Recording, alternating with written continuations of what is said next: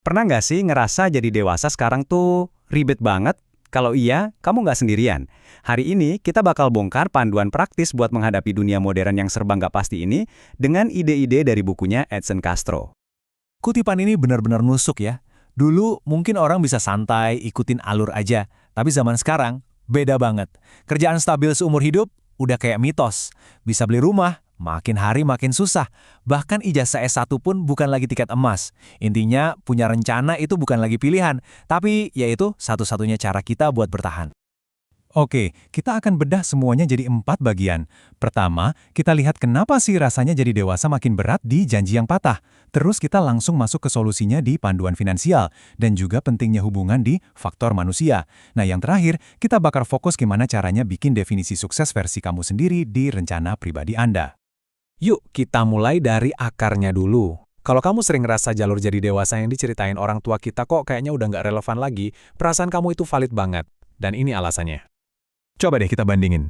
Generasi orang tua kita dulu punya semacam peta yang jelas. Sekolah yang benar, dapat kerjaan bagus, beli rumah, terus hidup bahagia. Simpel kan? Realitas kita hari ini, lulus kuliah malah disambut utang, pekerjaan tetap itu barang langka, dan harga rumah, waduh, bikin kepemilikan rumah itu cuma jadi angan-angan. Peta yang lama udah nggak bisa dipakai lagi.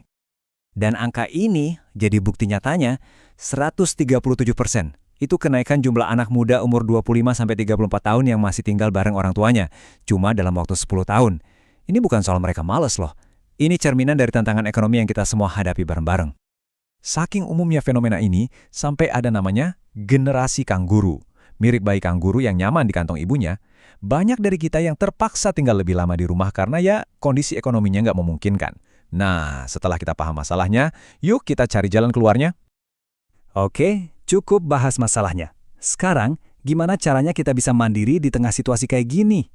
Kita mulai dari fondasi paling dasar, yaitu uang. Ini dia panduan finansial buat kamu.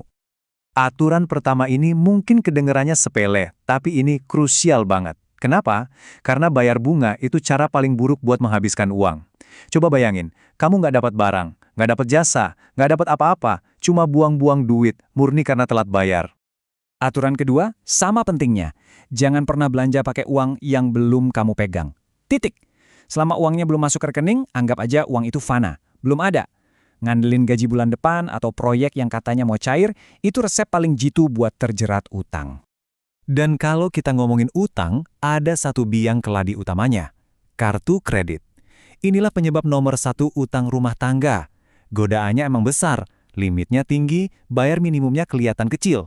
Tapi bunga yang terus-terusan numpuk itu bisa dengan cepat menjebak kita dalam lingkaran setan utang. Nah, tujuan besar kayak pindah dari rumah orang tua itu kan kadang bikin pusing ya. Jadi, ayo kita pecah jadi 3 langkah perencanaan yang lebih gampang dikelola. Pertama, finansial. Hitung semuanya dari sewa, deposit, sampai beli panci.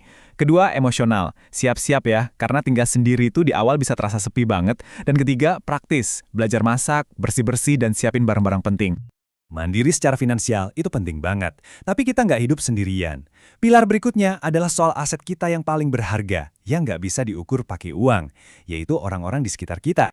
Pernah nggak sih pas awal-awal pacaran ngerasa pasangan kita tuh sempurna banget, nggak ada celahnya? Nah, itu ada namanya loh, kristalisasi. Kita cenderung mengidealkan pasangan, yang sayangnya malah bisa bikin hubungan jadi rapuh pas kita sadar realitasnya nggak seindah itu. Kuncinya adalah mencintai mereka apa adanya, bukan versi sempurna yang kita ciptakan di kepala kita. Ini membawa kita ke sebuah kebenaran yang kadang pahit. Cinta aja tuh nggak cukup. Perasaan cinta yang menggebu-gebu itu bisa naik turun. Hubungan yang langgeng itu dibangun di atas fondasi yang jauh lebih kokoh dari sekedar perasaan. Jadi, apa sih yang beneran bikin hubungan awet? Bukan cuma perasaan, tapi tindakan nyata. Punya nilai-nilai hidup yang sama, tujuan masa depan yang sejalan, usaha dari kedua belah pihak buat saling peduli, komunikasi yang jujur, dan hal-hal kecil sehari-hari, kayak gantian cuci piring atau sekedar dengerin keluh kesah pasangan. Itulah lem perekat yang sebenarnya. Sekarang kita beralih ke dunia kerja. Coba lihat statistik yang mencengangkan ini. 85% pekerjaan diisi lewat jaringan dan referensi. Ini bukti nyata kalau membangun koneksi yang kuat itu bukan lagi sekedar nilai plus, tapi udah jadi kebutuhan esensial buat bertahan dan maju dalam karir. Orang-orang di sekitar kita adalah aset terbesar kita. Oke, kita udah bahas soal uang dan soal orang lain. Sekarang kita masuk ke bagian yang paling penting, diri kita sendiri. Karena pada akhirnya, semua ini adalah tentang membangun hidup yang terasa sukses buat kamu, bukan menurut standar orang lain. Ini pertanyaan paling krusial. Kita sering banget ngejar definisi suksesnya orang lain.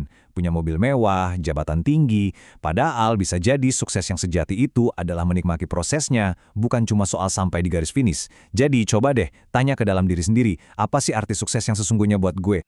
Biar nggak cuma jadi angan-angan, ini ada kerangka sederhana buat bikin rencana hidup yang menyeluruh. Coba deh pikirin 3 area ini, profesional, finansial, dan pribadi. Buat masing-masing area, tentukan apa tujuannya, tindakan nyata apa yang mau kamu lakukan, dan siapa aja orang di jaringanmu yang bisa bantu.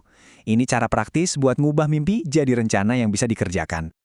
Saya mau bagikan satu moto keluarga dari si penulis buku ini yang menurut saya kuat banget. Menangislah, tapi menangislah sambil berjalan.